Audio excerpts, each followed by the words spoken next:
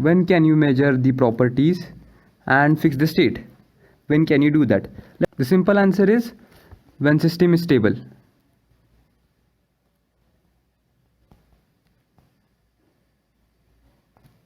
Or static. Let's understand by the example.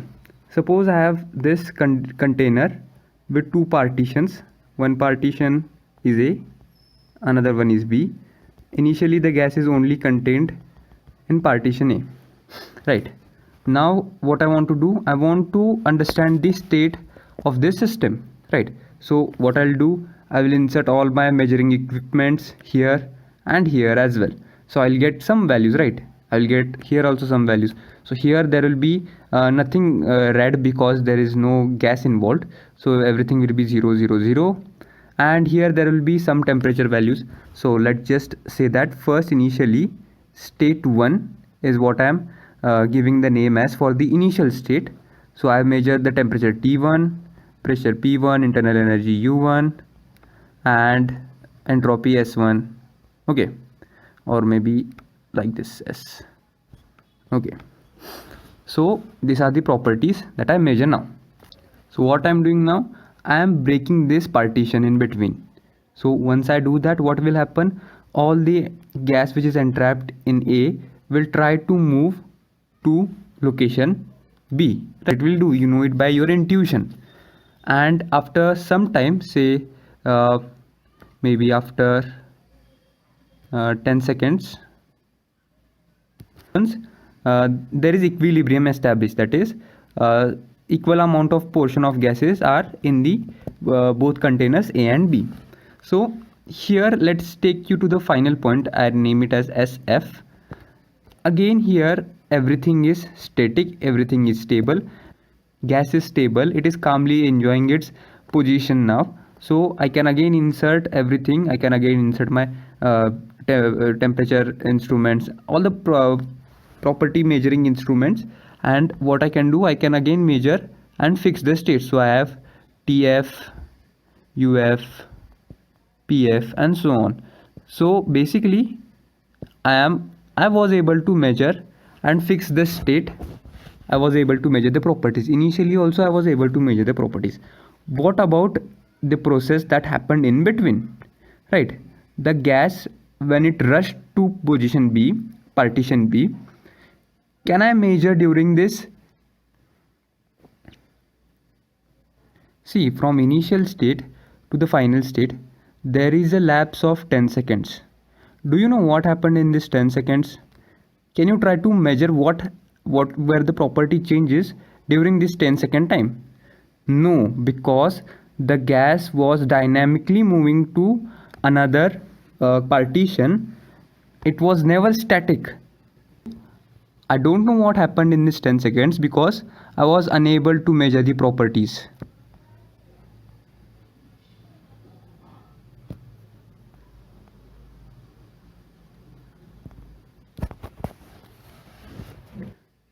Therefore, to measure the properties, earlier I called the system has to be static, right? The system has to be stable. It should not be in motion. It should not be in continuous changing form. It should be stable at its position with all its properties, all its energy values, temperature values, pressure values stable. So only then I can measure the properties. The same thing in terms of thermodynamics is called as thermodynamic equilibrium.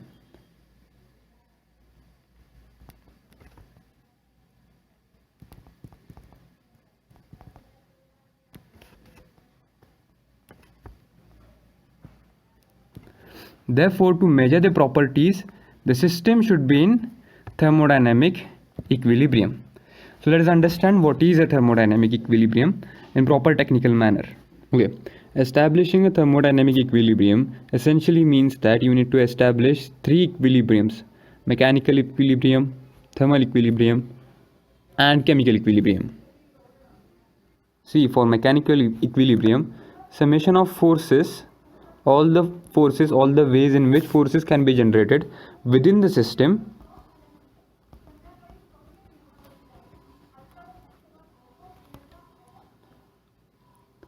these must be equal to 0.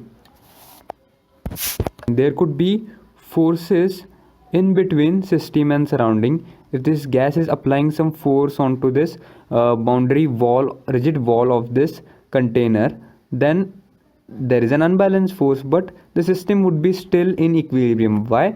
Because this wall, rigid wall, would offer equal resistance onto the gas, right? So there is no net force which would cause acceleration, hence this is valid. So delta F, that is the force gradient or pressure gradient, could exist between system and surrounding.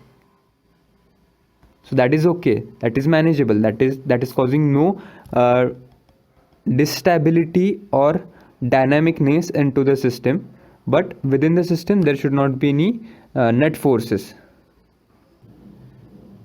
Okay, let me take an example of a centrifugal pump. So this is a centrifugal pump where these blades rotate and they force the water outwards by giving it some centrifugal push, some centrifugal force outwards, right? And that is how the water is pressurized. Now here, if I take this as my system, then there will be net force into the system because of this pump, right? Because pump is operated by a motor. So this motor is essentially giving some energy into the water, and that is why it is gaining energy, that is why it is getting pumped. So here there is net force, summation of F is not equal to 0. There is net force existing in the system, and that is why the system cannot be in thermodynamic equilibrium here, because it is not in mechanical equilibrium. So no mechanical equilibrium. Okay, so second we have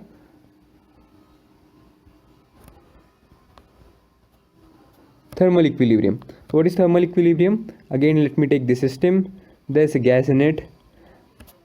There should not be any temperature gradient existing within the system. If it is existing within the system, if this region is of high temperature, say 100 degrees Celsius, and this region is of 0 degrees Celsius, then obviously there would be heat drive from this high temperature to this low temperature region, which would collapse the stability.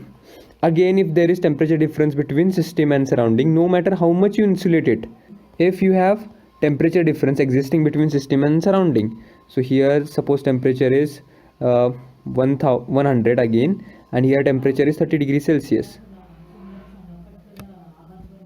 It will always drive from higher degree Celsius to lower degree Celsius. High temperature to lower temperature. So del Q will exist. And no matter how much you insulate,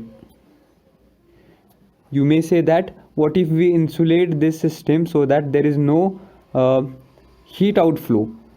Understand that in reality, no matter how much you insulate, there will be always some heat flow whenever there is temperature gradient existing. You can delay it, but you cannot avoid it completely. So delta T should be 0.